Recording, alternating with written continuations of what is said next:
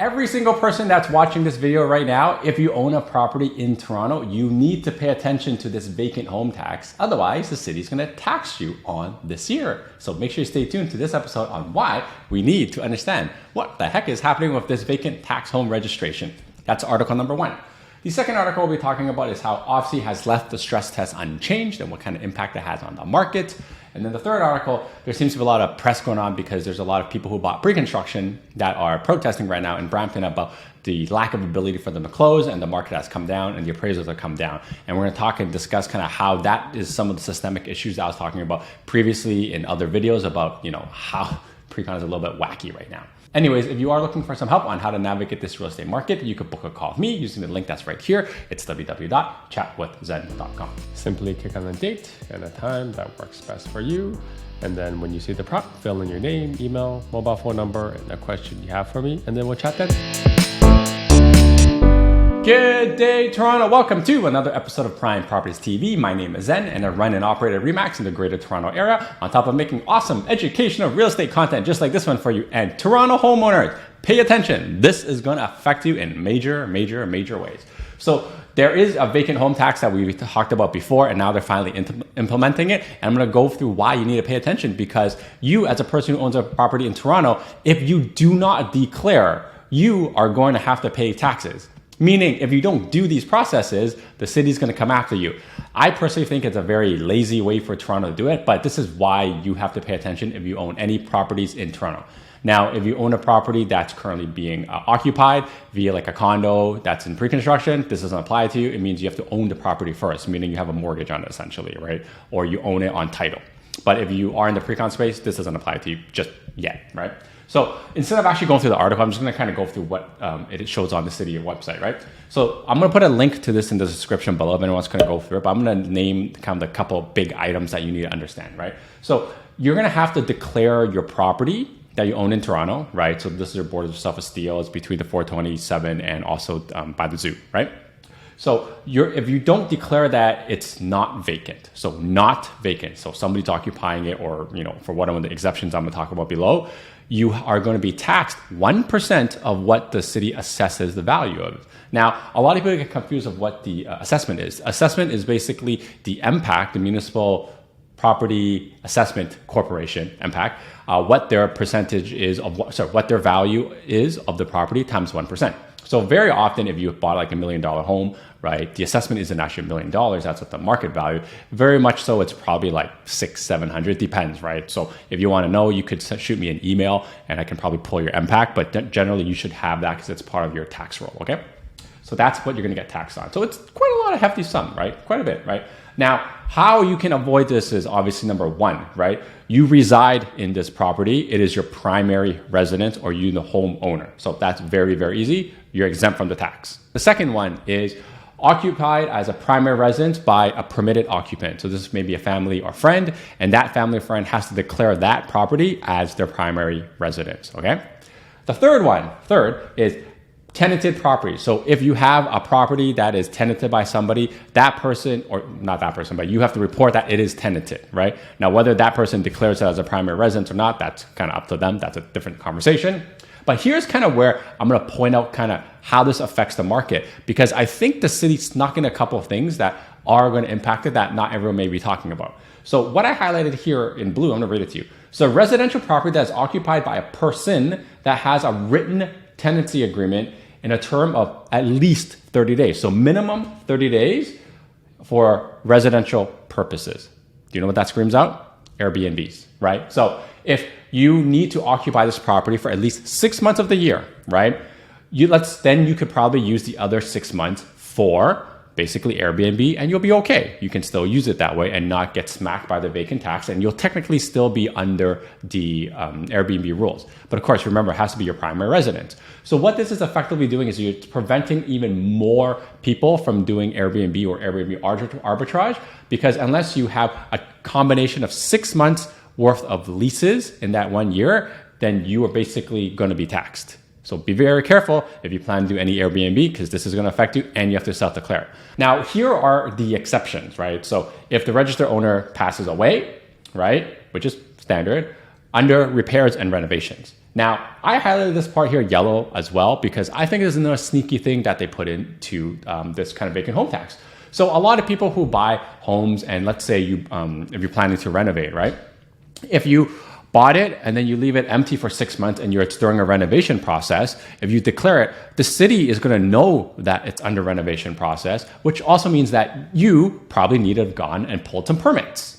So I know many people, and like we've done it before too, where you're doing renovations without permits, right? Because you would only need to provide a permit if you start, if like some the neighbors complain or like, they put a working order for what you have to do, right?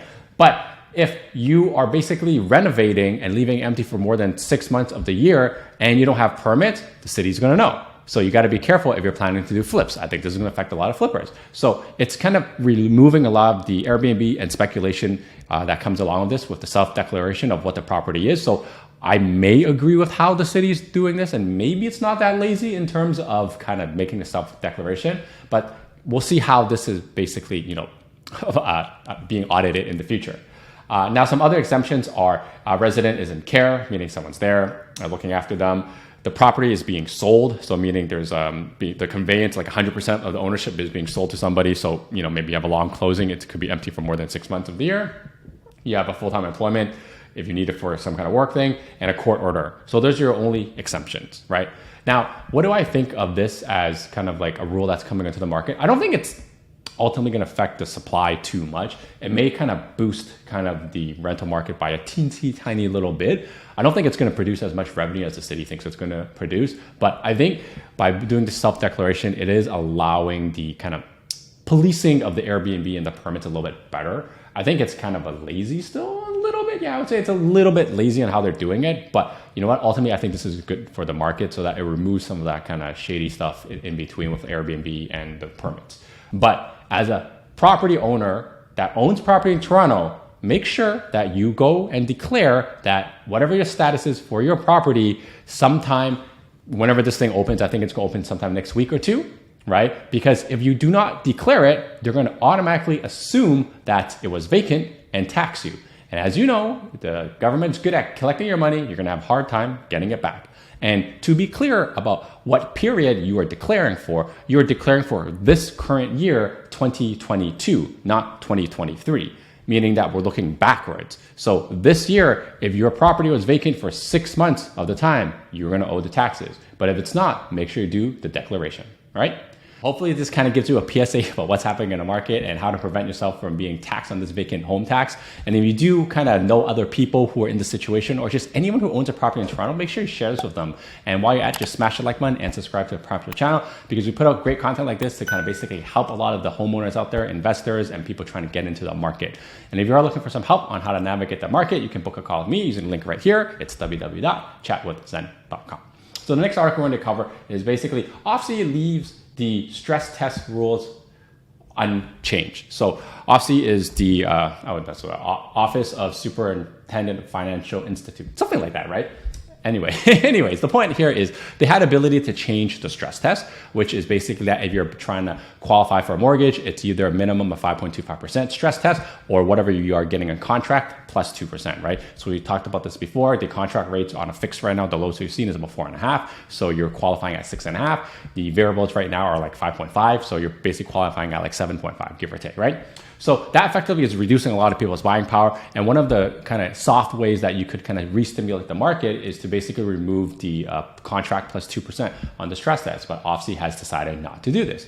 Now, I personally think it's not a bad thing per se, because I would say the stress test has kind of saved some people in this rapidly raising rates where people were stress test up to 5.25 when they got a mortgage anywhere from like this year in April and earlier, right? So you were stress test at 5.25 and you should be able to pay it, right? But on the other side is if you're trying to buy something or get a mortgage, you're being tested at 7.5%. Do I think the rates are going to get there? I personally don't think so. Could they have kind of removed it so that it allows people to get into the market a little bit easier? Probably, but like they're saying, they kind of want to keep things under rate and not be in the market for kind of like, guesstimating where the mortgage rates are going to be. Now, one of the things that I do kind of want to address here is that they are going to have the ability to review the B20 in January, which is about a month away, give or take. I think it's January 15th. So again, things could change at that point, but I suspect they may not. So what ultimately this means is that because the stress test hasn't been changed, buyers are still having that difficulty in being qualified at 7.5 or like 6.5, depending on what their situation is, so that we're not kind of increasing the incentives for buyers to get into the market. So I think that there's no kind of like jump or spike in buyers coming in 2023 just based on this, unless obviously something changes in January, but stay tuned to find out. Now, the last article we have here is they purchased homes right before the real estate downturn. Now they're struggling to close. I've kind of talked about this many times before, and I've seen it in 2017, and it's just kind of like a crappy situation to kind of be in, right? So essentially what happened is there's a bunch of people who bought into a Brampton subdivision at the height of the market, and they basically call it paid $2 million for the property. The market's come down, and now that even if they can close, their appraisals are coming in, say, I don't know, like $1.5 million. So there's that gap of $500,000 that they kind of have to pay for. Look, I know some people are going to find kind of joy in this and seeing other people suffer, but you have to understand, have a little bit of empathy for some of these people, because they may have had a home before that they were planning to sell and all the numbers made sense, right? Because again, they were told that the interest rate is going to stay low. And what they did is they bought then because pre-con prices are elevated, right? And now they plan to sell the property to buy it, and numbers worked out fine. But what happens when both your properties come down, meaning what you bought, which was already expensive, is also come down, and what you're planning to sell has also come down, you have to suffer that negative equity that you lost, right? So, if you were able to sell your house for $1.5 million and then you move into a $2 million home, that $500,000 gap, you may have qualified for the extra mortgage. But now that $2 million home is worth 1.5 and your $1.5 million home is worth, call it like 1.2 million, that's a really big gap you have to come up. And many people can't come up with that. So yes, I know there are some people who say, hey, these guys speculated and try to flip this on a contract. But you know what? Like, some people are just trying to get into a bigger home and they're just kind of caught in the wrong situation. The unfortunate thing is they're under a contract right now and there's no way out of it. And this is kind of why I warned you really got to be careful of pre-con. This is just kind of the start of all of this, because you're always buying at a premium on the pre-con side, and it's gotten way worse when the market was kind of very bullish, right? So that's why I haven't sold pre-con in a very long time, unless the project made a lot of sense or someone kind of asked me directly for it. Now, because it's a freehold, this stuff is coming and being due faster so that you're feeling a little bit more. Now, if you own a condo, you may have a little bit of hope and pray strategy so that maybe your prices come back by the time you close, depending on when your closing date is. But again, that's a hope and pray strategy. Now, one of the things that I thought was kind of interesting was you have a person who basically bought a $2 million home, including upgrades, and they're saying that they're an Uber driver. I don't know what this person is doing to be able to qualify for this property. It seems outlandishly outrageous, because if you just do a quick, simple math, let's say you do 20% down on $2 million, that means you need about 400 grand. That's a $1.6 million mortgage. You divide by 5 from what you have to qualify, not including the new stress test at the current rates. You got to be pulling in at least like $300,000-$400,000. And I don't think you're doing that as an Uber driver. So you either have a lot of cash from somewhere or something fishy is happening. I'm not going to comment any more on that. The other thing that I did want to comment on this part is anyone who is kind of in this situation, understand that one of the builders kind of propositions they tell you is that, hey, look, we're going to give you an extension so you can come up with the ability to close, right? Look, you got to be careful, because I wouldn't call this a trap, but if you put more money into the kind of property, what happens is if you can't close after your extension, that deposit is at risk. So if you know you can't close or you have very, very low probability of it, you may not want to put extra money into the situation just to get an extension. This is kind of the builders who are getting some more security at you on the off chance it does go to litigation. There's still more money being held in trust by their lawyers instead. Anyways, I don't want to touch too much on this because I know it's kind of a sensitive topic for a lot of people, but again, I really hope anyone who's kind of caught in this situation kind of, goes and figure out a way how to close on the property, because honestly, there's no way out of it. Like, I have heard of other people who kind of went to litigation, they try to find errors in the contract, try to back out of it. It generally doesn't end well. It really doesn't. They kind of, unfortunately, just got you by the balls.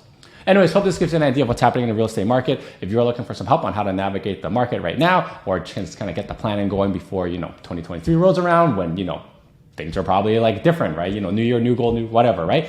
You want to get ahead of all of that stuff on the off chance you do need to sell, because I've been saying a lot. The first 2 weeks, there probably isn't enough listings for the amount of buyer demand that's coming out. So you may want to actually get your property ready. And we do have a lot of clients kind of in those situations right now, getting the properties ready for January. So you do kind of want to see what's going on and what your property is worth, and get ready for the 2023 market right away.